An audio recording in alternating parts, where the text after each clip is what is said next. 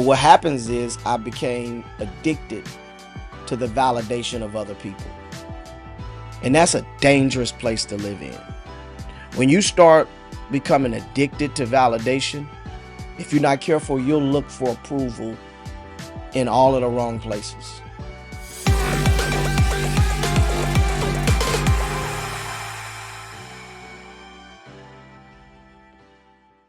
Family, welcome, welcome, welcome. You found your tribe. And here at the road to restoration, we're going to take this journey one step at a time. Welcome to episode 2. We at the beginning of this journey. You know, the greatest journey that's ever been taken started with one step. But you know what? What's better than one step? Two. So welcome to the second episode of the road to restoration.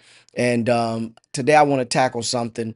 And I believe that this subject is, I'm not going to have enough time to cover it exhaustively, but I do think it's an important subject to discuss, especially if we desire to truly be restored, to truly be whole, to truly be healthy and showing up in the world as our best selves.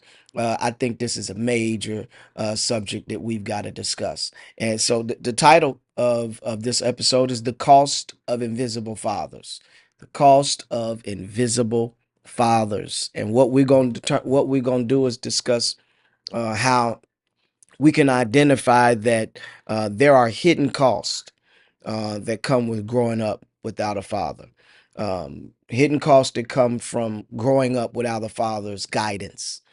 Hidden costs that come from growing up without a father's affirmation, a father's validation, growing up without a father's protection. There are hidden costs. It's expensive, and it definitely, if I can speak for myself, it has definitely drained me beyond what I thought was repair at different seasons of my life. But we're gonna talk about it. We're gonna talk about it. And I don't know if you've ever experienced or if you've identified with this reality that there are hidden costs. You know, just like poverty is expensive. Oh, it's gonna cost they lied to us and they told us what you don't know can't hurt you. That's a lie. Yeah, I ain't never heard nothing uh less true in my life. What you don't know don't hurt you. And we've never been taught financial literacy. We've never we've never been taught credit, and we've never been taught the basics about real estate investment, the things that lead toward generational wealth. And so what happens is, we live and I'm saying we, but obviously this ain't everybody's case, but for those of you who have, we live or have lived in impoverished environments, and you pay more for insurance.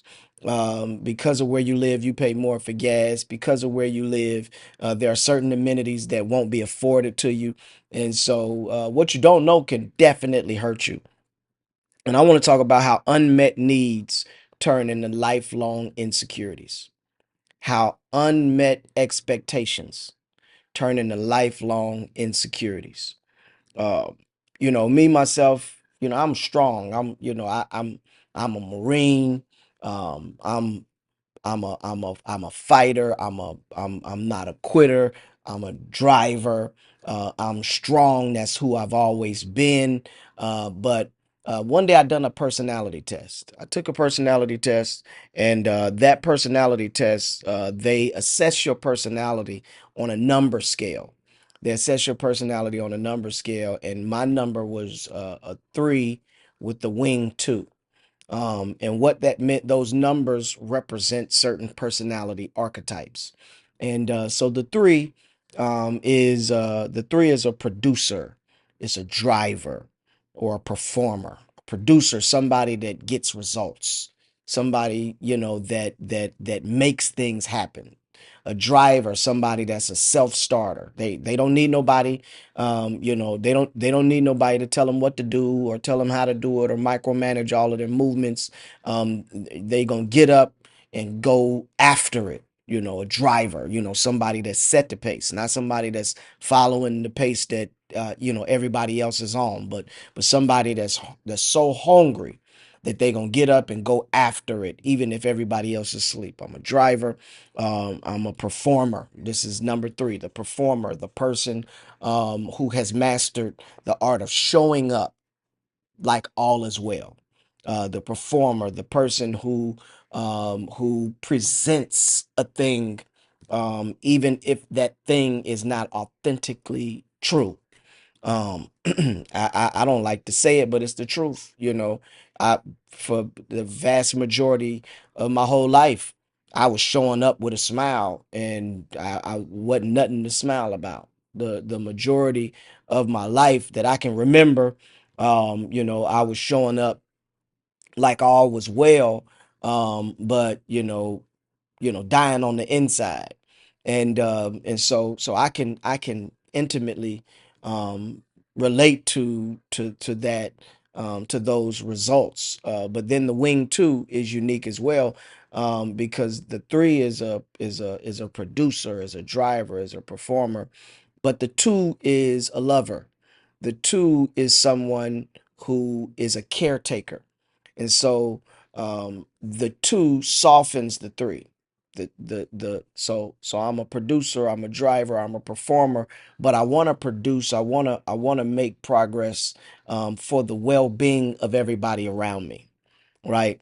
And so the drawback of the two is they find value in others finding value in them.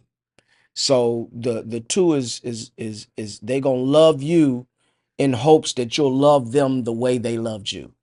And I can vividly remember over the course of my life at different times, I would say, man, like how could they do me like that? I would never do them like that. Or why would they say that to me? I would never say that to them. Or how could they cross me like that? I would never cross them like that. Where is their loyalty? This is a conversation that I've had with myself. And it comes from that unspoken desire that somebody is going to love you the way you love them, because truthfully you're loving out of a desire to be loved, and so you find value in how other people love you. And you might be saying, man, I don't, that ain't got nothing to do with me. I ain't took no personality test, and my personality ain't the same as yours. Cool, that might be true, but I just want to paint a picture for how the invisible father, how the lack of validation, the lack of affirmation, the lack of protection, how that shaped who I became and how I showed up in the world. I was, very, very young. Now I can look back and say, very, very young, living through depression. I was depressed as a little kid.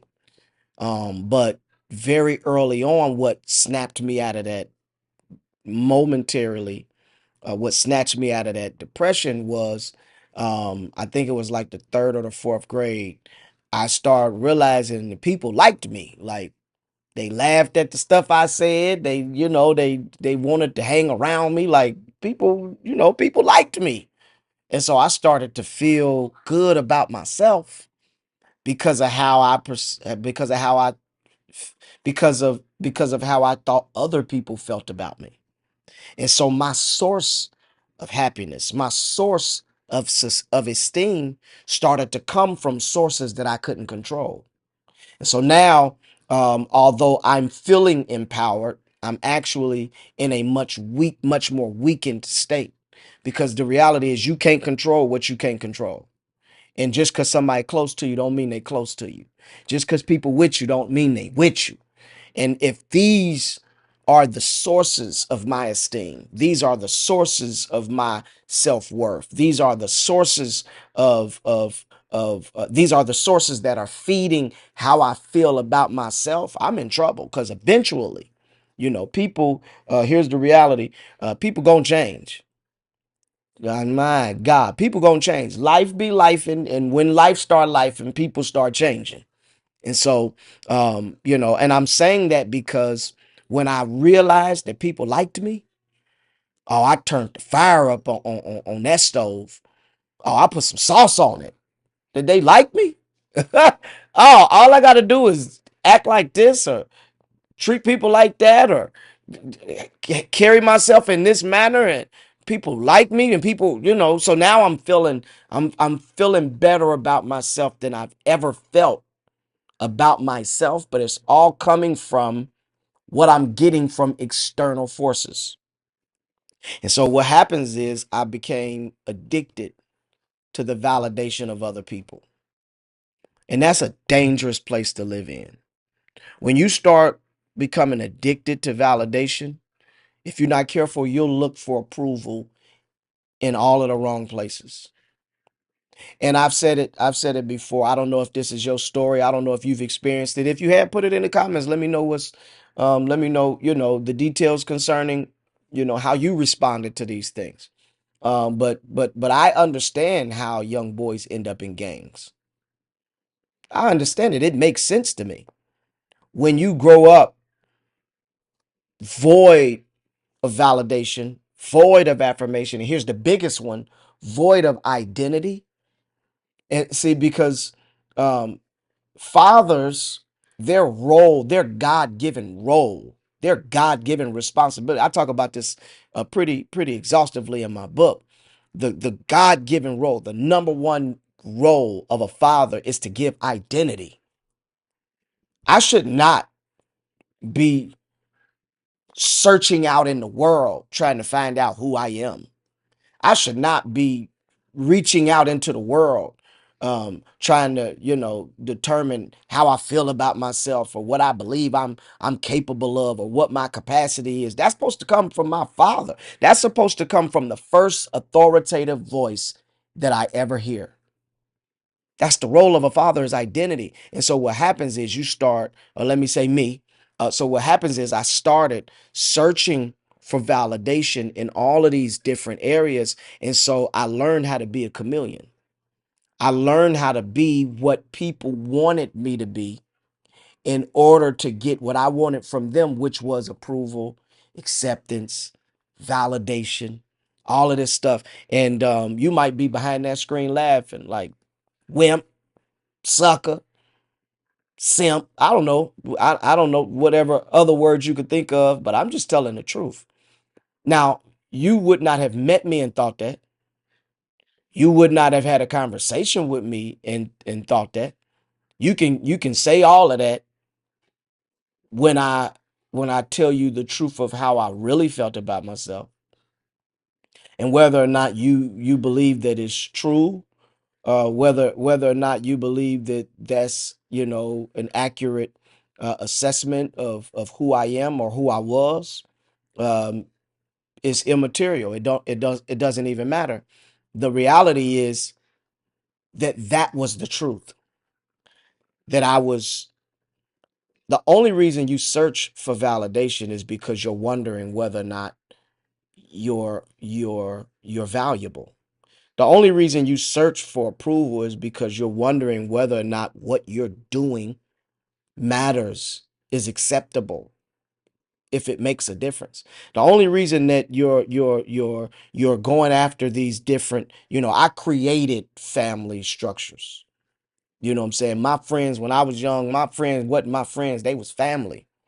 And I saw it like that. And you know, you become so committed to these family structures, and the reason that you're so committed to them, and those family structures might be a gang, it might be a clique, it might be your friend group, it could be whatever, whatever you know place you found yourself in. um the reason um that I was susceptible to it is because I didn't really know my value. I didn't really know who I was. And because I didn't know who I was constantly searching for who I was. And so, you know, am I a class clown or am I intellectual? You know, am I a killer or am I a lover? Uh, am I a Marine or am I anti-government? You know, I can go on and on and on, and these conflicting ideas um, um, would constantly bombard me, and I wouldn't have a concrete answer, because the true answer was, it just depends on how I felt in the moment, and sometimes it depends on who I was with. It depends on what was going on at the time.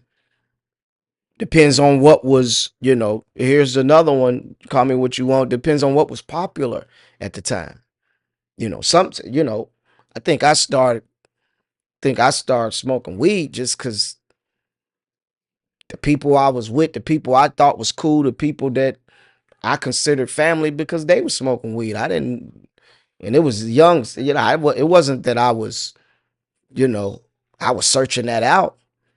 But um, when you find validation in the wrong place, when you find value in the wrong environment, when you find your identity outside of who you were really created to be and what you were purposed to accomplish in life, you're in a dangerous spot. Because when you get addicted to validation, it don't matter where that validation come from. Sometimes we self-medicate by being loyal to a fault. We're loyal to people that ain't loyal to us. We're loyal to habits that are not loyal to us, loyal to places that don't serve us, and it's all because we're trying to hold on to the feeling that that person, place, or thing offers us. But I don't want to stay there too long. I don't want to stay there too long. I'm actually going here, and I believe the next episode I'm gonna kind of build on that a little bit. But every episode I want to not only pull the scales or the scab off of these hidden wounds. Um, I not only want to pull the scab off, but I want to kind of administer some help to make sure that those wounds heal correctly. Because if you don't treat a wound correctly, it won't heal correctly, and the scar, you may it's okay for you to know that the wound was once there. The scar proves that, but it's not okay for the wound to never heal properly. And so let me tell you what what I believe was one of the positive impacts of fatherlessness. And obviously, I'm gonna talk about this from my vantage point, and it might sound crazy that I'm saying that there were actually some positives that came out of my lack of a father. And hear me, before I even really walk that road, let me say this first. There are some young men, young women, boys, girls, um, who did grow up with a father in the home, but would have been better off if he was absent. I'm gonna take a sip of this Jesus juice on that one. Fatherlessness is not just about absence. Sometimes the person who's supposed to be a father is the abuser, and that's not father-like. Sometimes the person that's supposed to be the father is perverted, and that's not father like. And so just because somebody is in the home, involved in your life, that ain't good enough. Because what kind of involvement, and what does your presence add? I think that's a question that would need to be answered. And so some young men, some young women, young boys and girls would have been better off if their father was absent. And then you have some men, women, boys, and girls who have a skewed idea of what being a father is, or the idea of what having a father, the value of having a father, because there was a man present, but he wasn't present. There was a father present, but he wasn't present. And that's a hard thing to, I wrestle with fatherlessness. If you watch the first episode, I'm the product of of an older man taking advantage of a young naive girl, and I'm not talking about anything criminal that I know of, but I am talking about being manipulative, and and so the thing that registers to me is, um, no matter how bad of an example he was, no matter how manipulative he might have been, I just wanted him to be there. But what about the person who has the example of a father who was there but wasn't there, who was there but didn't care, who was in the house but wouldn't speak, who was cold, and who was always angry, who was never emotionally available? That's just as much of a fatherless experience as somebody who don't know who their daddy is. It's just as much of a fatherless experience. And those desires to be validated would still be present. Those desires for approval would still be present. The desire for identity could still be present, or they could assume the identity of the one that they detest. I tell people all the time when they ask me, is your book just for fatherless sons? The fatherless son, a story of rejection and redemption. Is it just for boys? Is it just for boys who don't know their father? And the explanation is very simple. No, it's for everybody. The way that I used my experience to teach a bigger principle. And that bigger principle is, if you have twin sons born to an alcoholic father, a devout alcoholic father, one son grow up and he himself become a devout alcoholic, love alcohol, can't wait to get another drink. Excuse me, can't wait to get another drink, can't love alcohol enough. And one day his friend look at him and say, "Man, why you love alcohol so much?" And he paused and he thought about it. He said, "You know what? My daddy was an alcoholic." And the other brother, he grew up and hate alcohol, don't like nothing about it, don't want to be close to it, won't even drink Coca-Cola because it looked like a beer bottle. And one day his friend looked at him and said, "Man, why you hate alcohol so much?" He thought about it for a minute and said, "Well, my daddy was an alcoholic." And so the truth is, we can all experience the same trauma. And it's not the trauma that we experience that determines the trajectory of our life, but it's the way that we respond to that trauma. And so, what I like to share is the positive impact that came from fatherlessness for me. And I think if if you really zero in to what makes you special, not what people think is special about you, but if you zero in to what makes you special, for me, I became a self-starter. I couldn't wait on nobody to pat me on the back. I couldn't wait on nobody to show up to my games.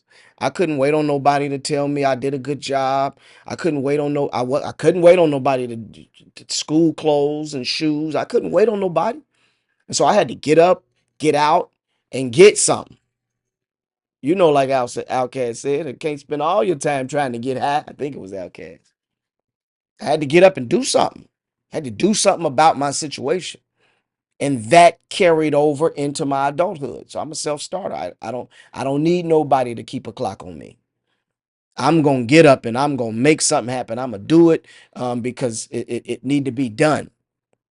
All right. And one of the other positive impacts that came from fatherlessness for me is I developed a callous for other people's opinion. In other words, for some reason, in spite of all of the whispers and all of the imaginations that I had about why I wasn't worthy, why I wasn't valuable, why I wasn't,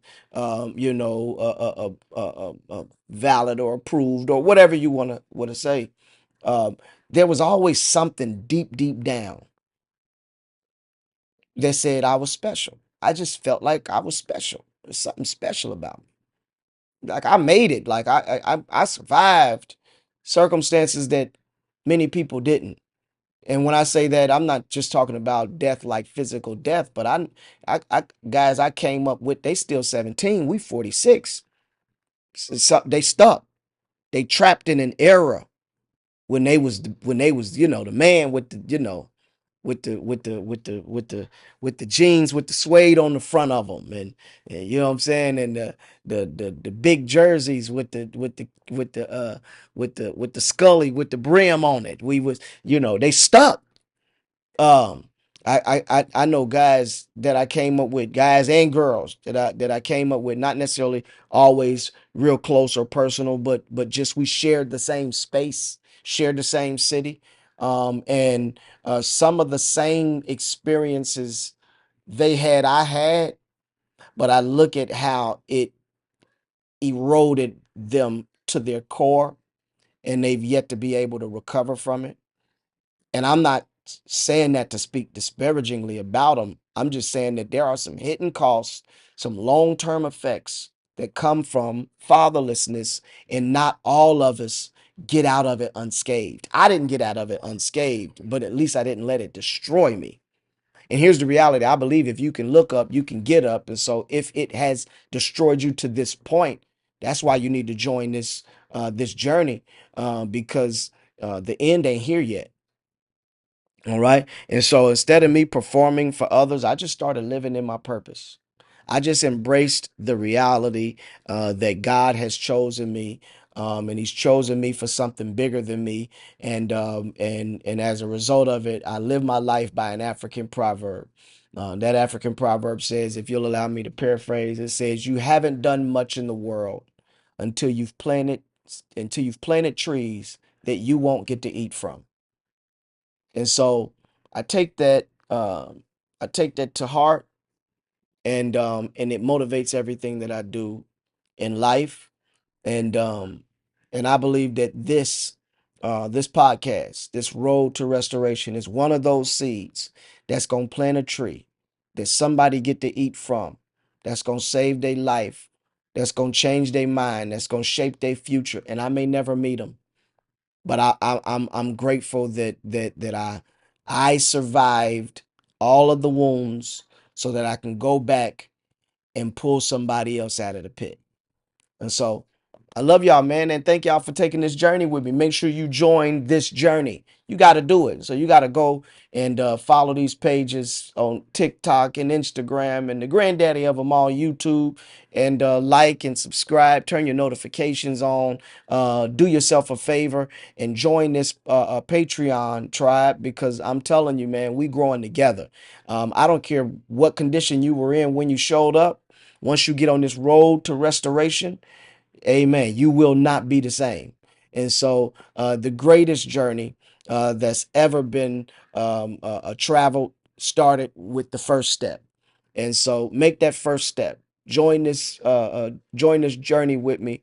Become a part of this tribe, and let's move forward together. You want to go somewhere fast, go by yourself. You want to go somewhere far and be able to stay there long enough to do something substantive, you got to go together. And so let's do it together. Be restored.